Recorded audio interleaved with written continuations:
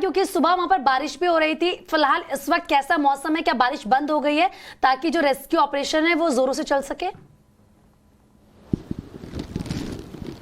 जी बिल्कुल, बारिश बंद हो चुकी है, लेकिन फिर एक बार पहाड़ों की बात करें तो यहाँ पर मौसम कभी भी बदल सकता है। और पीछे मेरे आप देख सकते हैं कि अभी फिर से बादल जो है आना शुरू हो चुके हैं, लेकिन अभी बारिश नहीं हो रही है। आपको मैं बता दूं कि इंडियन आर्मी के जो हेलीकॉप्टर्स हैं उन्होंने अभी लगभग 4 सॉटीज़ करी हैं, जिसमें उन्होंने लगातार इंजर्ड को यहाँ से बाहर निकाला है।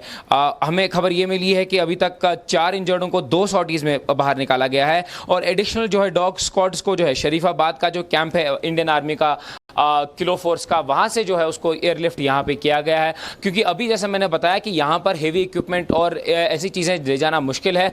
तो कहीं ना कहीं डॉग स्क्वाड का एक अहम रोल होता है ताकि वो ऐसे लोगों का पता लगाए जो कहीं ना कहीं उनकी अगर बॉडीज़ वहाँ पे हैं उनको देखें, उनको स्पॉट करें। अभी फिलहाल जो है मौसम सही है, लेकिन मैं आपको एक आइडिया दे दूं कि कैसा ये रास्ता है। ये जो मेरे पीछे रास्ता जा रहा है वो एक्सेस कंट्रोल गेट है, और यहीं से कंट्रोल जो है होता है एक्सेस जो आगे रास्ता यात्री के लिए जाता है, क्योंकि आगे से जो है चलना यहां से यात्री शुरू हो जाते हैं। और करीबन 4 घंटे का रास्ता है यहां से पैदल, क्योंकि पहाड़ी रास्ता है। हालांकि 12, 13, 15 किलोमीटर का रास्ता है, लेकिन पहाड़ी रास्ता है, मुश्किल रास्ता है, इसीलिए कम से कम 5 घंटे जो है इस सफर में लग जाते हैं और यहां से वो आगे चलते हुए जाते हैं। अभी भी देख सकते हैं यहां तक अभी 2 मिनट पहले पूरे बिल्कुल बादल नहीं थे, लेकिन फिर एक बार जो है यहां पर बादल आना शुरू हो चुके हैं। पहाड़ जो है ऐसी परिस्थिति पैदा करते हैं जिसके आगे इंसान जो है बेबस रहता है।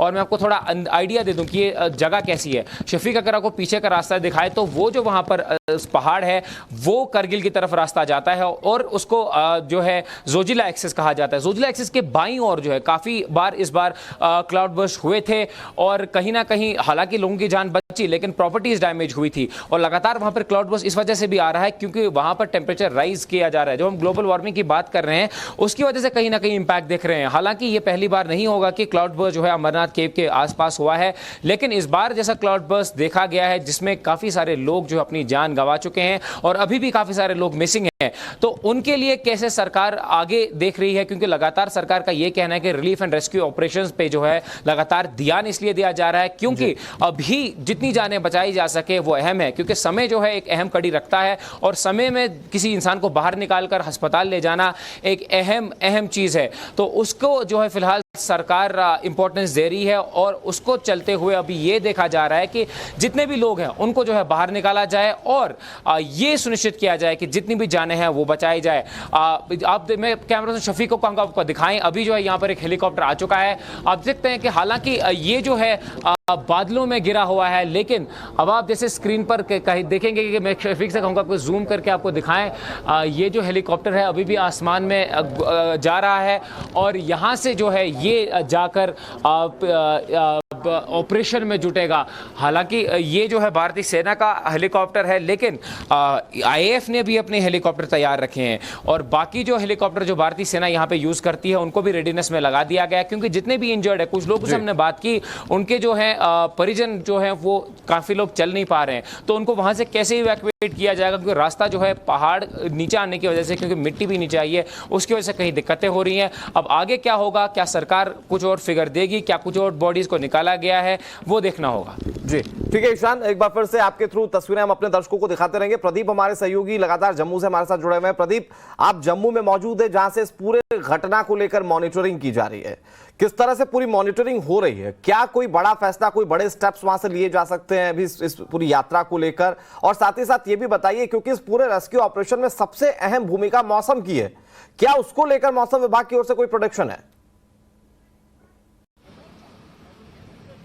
देखिए, अगर मौसम विभाग की माने तो अभी जो प्रेडिक्शन आई हुई है कि आज भी बारिश हो सकती है, किसी जगह पे लैंडस्लाइड आ सकते हैं, शूटिंग स्टोन्स भी आ सकते हैं। वही एक परेशानी का सबब जो बना हुआ है, सबसे बड़ा चैलेंज यहाँ पे यही रहता है, मौसम। लेकिन फिलहाल के लिए मैं कह सकता हूं कि हाँ, इस समय बारिश थोड़ी देर के लिए थम गई है। यही एक वजह है कि आप देख रहे होंगे कि हेलीकॉप्टर भी अपनी सॉर्टीज ले रहे हैं, जिसकी वजह से वो इंजर्ड को इवैक्यूएट करने में कामयाब हो पा रहे हैं। कल पूरी कई घंटों तक उन्होंने कोशिश करी, लेकिन मौसम खराब होने की वजह से, पोर विजिबिलिटी की वजह से हेलीकॉप्टर अपने ठिकाने से उड़ नहीं पाए, जिसकी वजह से राहत कार्य में थोड़ी सी बाधा और भी हुई। अगर ये कल हेलीकॉप्टर उड़ पाते तो मेरे ख्याल से बहुत सारे जो इंजर्ड वहां पे थे उनको जल्दी से जल्दी यहां पे अस्पताल में पहुंचाया गया होता। और दूसरा जो चीज है जो देखने जा रहा है कि इस बार क्या हुआ है कि रेडियो फ्रिक्वेंसी आइडेंटिटी टैग जो है डिवोटीज को दिया गया, पिलग्रिम्स को दिया गया, उनकी गाड़ियों पर लगाया गया है।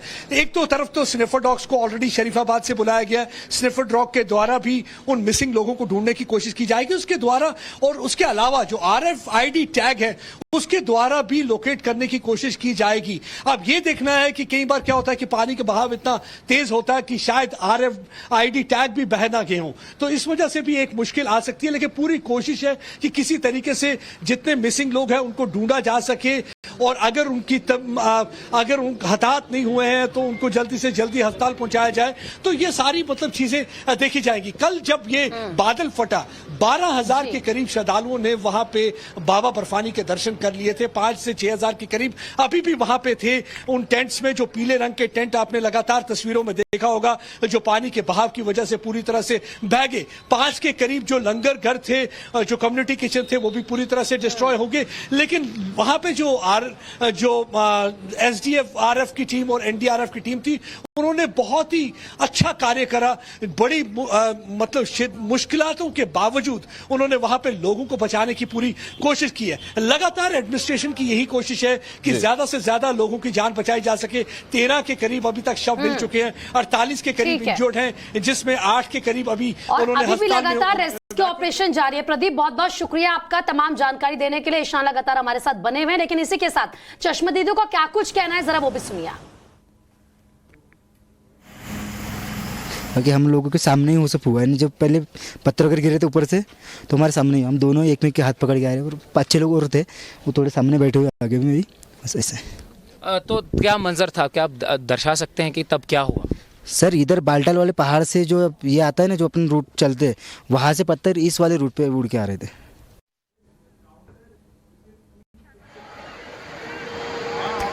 तो चश्मदीदों का आपने सुना, उन्होंने आंखों देखी बताया, और वो आप मंजर जरा एक बार अंदाजा लगाइए कितना भयावह होगा, कितना खौफनाक होगा। उसकी कुछ तस्वीरें हम आपको दिखा रहे हैं। पानी का तेज बहाव जब पहाड़ों से आया होगा वो पानी, तो कैसे लोगों की जिंदगियों को खत्म करता हुआ चला गया होगा, वो टेंट्स उखाड़ता हुआ वो चला गया। ईशान हमारे साथ लगातार जुड़े हैं। ईशान, अब फिलहाल कोई अपडेट वहां से मिल पा रहा है, कैसे और रेस्क्यू ऑपरेशन को आगे बढ़ाया जा रहा है? देखिए, जैसे मैंने कहा कि स्निफर डॉग्स को जो है उनको आगे लाया जा रहा है। जितने भी स्निफर डॉग्स हैं, मल्टीपल टीम्स को जो है यहाँ पर एयरलिफ्ट किया जा रहा है। कुछ देर पहले ही मैंने तस्वीरें शेयर की हैं जहाँ पर आप देख सकते हैं कि स्निफर डॉग की टीम को जो है एक हेलीकॉप्टर में एयरलिफ्ट किया जा रहा है। जो शरीफाबाद कैंप है किलो फोर्स का, आर्मी का, वहाँ से एयरलिफ्ट किया गया है ताकि वो यहाँ पर आकर सेना की मदद करें कि जो भी बॉडीज़ हैं उनको निकालने में, क्योंकि समय यहाँ पर बहुत इंपॉर्टेंट है। अगर कोई इंसान इसके नीचे दबा हुआ है और वो कहीं ना कहीं अगर बचेगा तो उसके लिए जल्दी से जल्दी ऐसे रेस्क्यू ऑपरेशन करना जरूरी है। हेवी मशीनरी यहां पर ले जाना मुश्किल है। उसकी एक सिंपल सी वजह ये है, आप मेरे पीछे पहाड़ देख रहे हैं, वहां पर कैसे ऐसे इक्विपमेंट्स को लिया जाएगा। तो जेसीबी या ऐसे बुलडोजर का, जो अर्थ मूवर्स का इस्तेमाल करना यहां पे मुश्किल है। ऐसी टेरेन है जहां पर कम से कम 5 घंटे लगते हैं। हमने इससे पहले किसी एक इंसान से बात करी थी जो कि तब गुफा में था और दर्शन कर रहा था, पूजा हो रही थी, और उसने भी यही कहा कि जब ऐसी स्थिति पैदा हुई तो लोग कहीं ना कहीं आसपास भागते दिखाई दिए, और तब लगातार सीआरपीएफ की तरफ से सिग्नल की गई कि लोगों को कहा गया कि वो रास्ते से हट जाए। लेकिन ये ऐसी स्थिति होती है जिसमें इंसान को कुछ समझ में नहीं आता कि क्या करे। मैं आपको पीछे दिखा दूं, शफी को कहूं दिखाने के लिए, ये जो है एक्सेस कंट्रोल सेंटर है। यहीं से पूरी अमरनाथ यात्रा की एक्सेस शुरू कंट्रोल होती है, और इसके आगे से जो है पैदल यात्रा जो है शुरू हो जाती है। करीब 17 किलोमीटर की यात्रा यहां से शुरू होती है, जो कि 5 घंटे में तय होती है। और उसके लिए फिलहाल यहां पर आप देख सकते हैं कि अब सीआरपीएफ को डिप्लॉय किया गया है ताकि कोई भी ऐसा व्यक्ति आगे ना जा सके। अभी क्योंकि रेस्क्यू ऑपरेशन चल रहे हैं, यात्रा को रोक दिया गया है, क्योंकि अभी भी आईएमडी का कहना है कि फ्लैश फ्लड्स आने का खतरा है, बारिश हो सकती है, इसीलिए फिलहाल यात्रा को जो है रोका गया है। मैं जैसे पहले भी बता रहा था, इस बार काफी सारे फ्लैश फ्लड्स आए हैं, जिसकी वजह से कहीं ना कहीं एनडीआरएफ, एसडीआरएफ की टीम्स को एडिशनली यहाँ पे डिप्लॉय किया गया था। मुझे अभी भी याद है कि सरकार ने मल्टीपल टीम के साथ मीटिंग्स करी थी, और ये इंश्योर करने के लिए कि अगर ऐसे फ्लैश फ्लड्स आते हैं उन पे जो है जल्दी से जल्दी काबू पाया जाए। और हमें कल यहाँ पे लोग ये बता रहे थे कि जैसे ही ये घटना पेश आई, तभी जो एसडीआरएफ, एनडीआरएफ की टीम है वो लगातार वहां पे डिप्लॉय थी। यहाँ पर जो है वो नदी बहती है जहाँ से वही पानी आता है जो कि गुफा के साइड पे चलता है जी। और इसका भी जो पानी है अभी बढ़ा हुआ है। ठीक है। शफीक से कहूंगा वो आपको थोड़ा दिखाए, क्योंकि ईशान लगातार बारिश हो रही है। बिल्कुल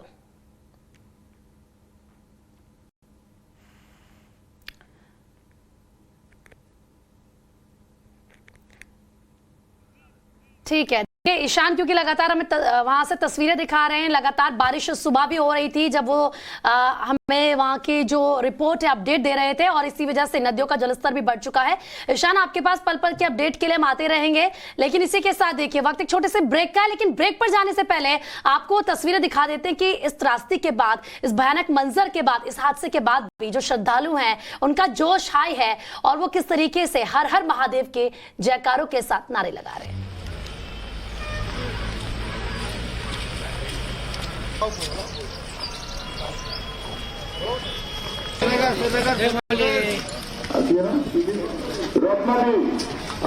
टैक्सेस